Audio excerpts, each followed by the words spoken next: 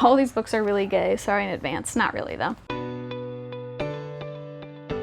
What's up everyone, my name is Kelsey. Welcome back to my channel. Today we are doing a book haul, which is weird. This is the first book haul I've ever done on my channel, mostly because I don't buy big quantities of books at one time generally, and a book haul of 2 books would be really boring to watch. The exception to that is my birthday, because pretty much the only things on my wish list are books and book related things, and I also tend to get gift cards. And then I buy my own books with those gift cards. Oh, quick note, I also got this fancy, it's not really that fancy, microphone for my birthday. And this is the first video I'm using it for. So hopefully the sound is okay, better than it usually is with just my phone's microphone. And ideally, I won't have to stop recording every time a car drives by on my street, because that takes a lot of time. Anyways, into the books. I'm kind of going in order. First, I have books I won in giveaways. And I don't usually win books in giveaways. I enter a lot of them and I almost never win. So I can only assume it's the universe saying happy birthday. I won this in a Goodreads giveaway, Ruthless Gods by Emily Duncan. This is the second book in the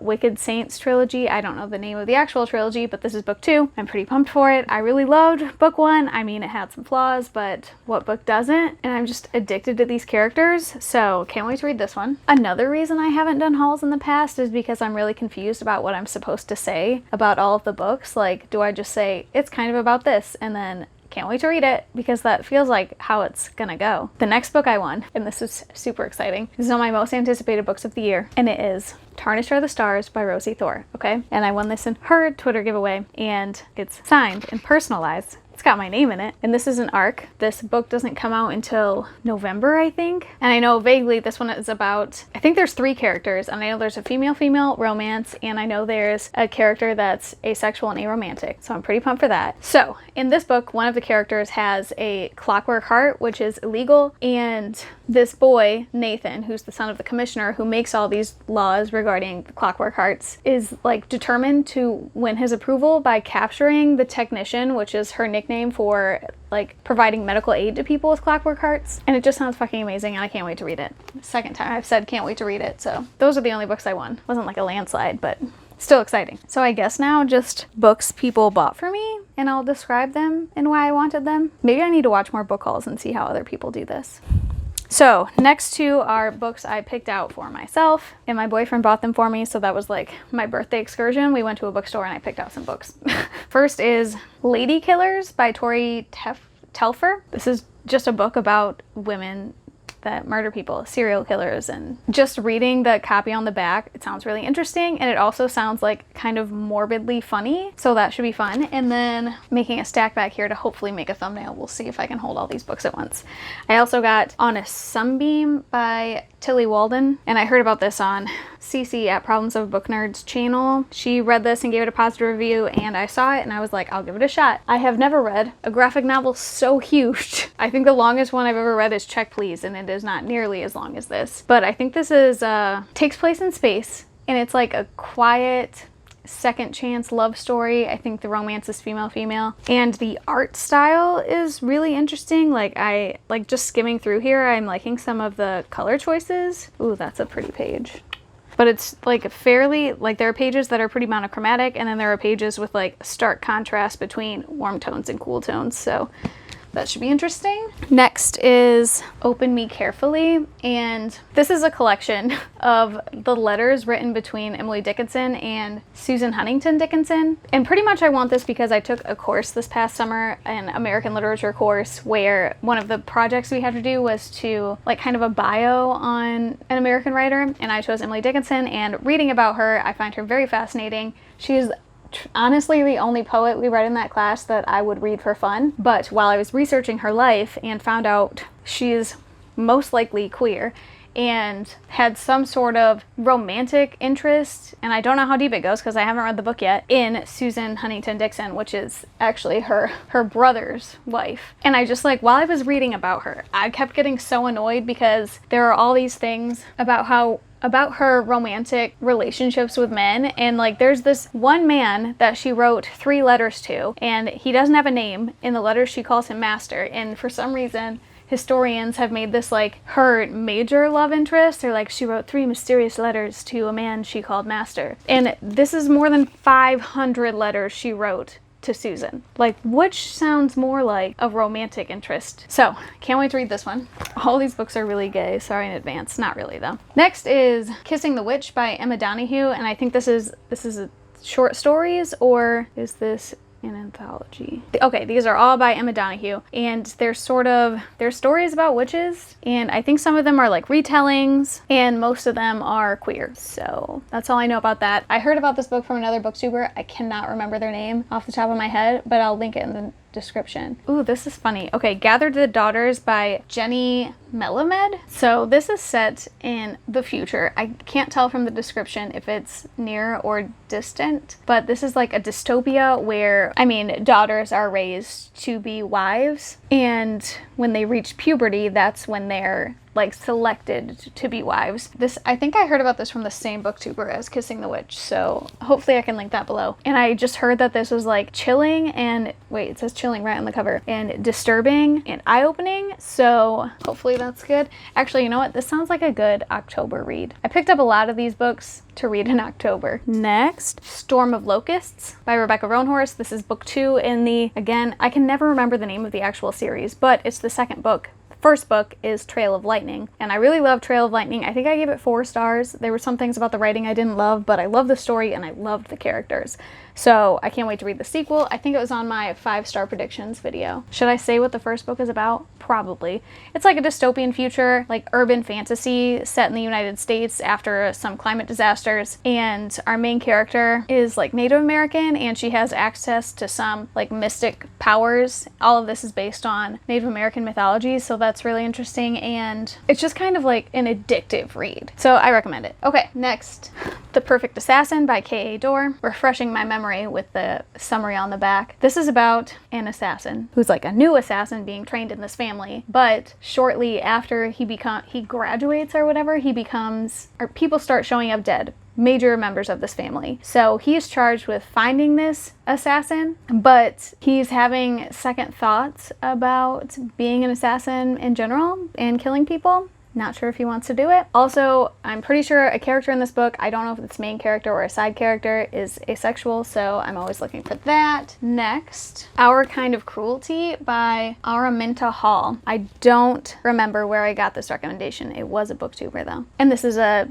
psychological thriller where there's this couple that likes to play a game with each other where they pretend they're broken up and he stalks her and they get back together. And this takes place after they've separated permanently, but the guy in the relationship thinks that they're just playing like a long version of their game, and that just sounds like the perfect kind of fucked up. I can't wait to read that. Hey, another October read. Next is The Dragon Republic by R.F. Kuang. I'm a little afraid of this one because I hear it's emotionally fucking people up, but I really loved the first book in this series, and these are big ass books, and I'm pretty sure I finished that one in 3 days. 625 pages. This is book 2, so I can't tell you anything about the plot. Actually, I don't even know that I've read the synopsis. I just knew I wanted it because the first one was so good. The first book, Rin is the main character, and she takes this test to get herself into this super elite military school so that she can prove herself, and that's like the plot of the first third of the book, and then we go heavy into the like war and genocide side of things. It's super fucked up. Like, check content warnings for that one. Oh no, my stack. I don't know if I can get all of these. All right, next is a book that I pre-ordered for myself, bought with my own money, and that is Gideon the Ninth. Another one, I barely know anything about the plot except lesbian necromancers. So, do you need to know anything else? I know Rhiannon has been hyping the fuck out of this book, so check out their channel. I'll link that down below. Okay, we're getting wobbly. These books, I got a couple Barnes & Noble gift cards. So these are all books I picked out just a few days ago. First, A Song for a New Day by Sarah Pinsker. This was in my most anticipated reads of the last half of 2019 video, and I just read the back again and it still sounds fucking amazing. So it's set in like a near-ish future where public gatherings have been banned by the government because of an increase in terrorist attacks and deadly viruses, terrorist attacks, etc. But our main character, her name is Luce Cannon. What a great name, is a musician, and she just can't live without sharing her music with people. So she puts on private, secret, illegal concerts. And then our second character, Rosemary, I'm getting from the back that she's kind of agoraphobic. She doesn't leave her home, and she's kind of a customer service rep for what sounds like Amazon. people get their goods delivered through her company, and she finds a new job and a new calling, discover amazing musicians, and bring their concerts to everyone via virtual reality. But that requires her to leave her home and go out and find these people performing concerts. I think this is a female-female romance also. All about that gay sci-fi. Oh dear. Okay, next, Darius the Great is Not Okay. This is a young adult. I think it's like a coming-of-age story about this boy who feels super out of place at home, and he's sent to Iran to his grandparents and feels even more out of place, but he makes a friend that finally makes him feel like himself. And like I said, I think it's a coming-of-age self-acceptance type deal, but I've heard is really moving. And like, man, Barnes & Noble was having this sale, buy one, get one half off paperback books, and that was only $11, so I got it for $5.50. The Knife of Never Letting Go by Patrick Ness. This is the first book in the Chaos Walking trilogy, and it's about, as far as I can remember, this is about a boy who grows up in this... Basil, don't knock those over. No.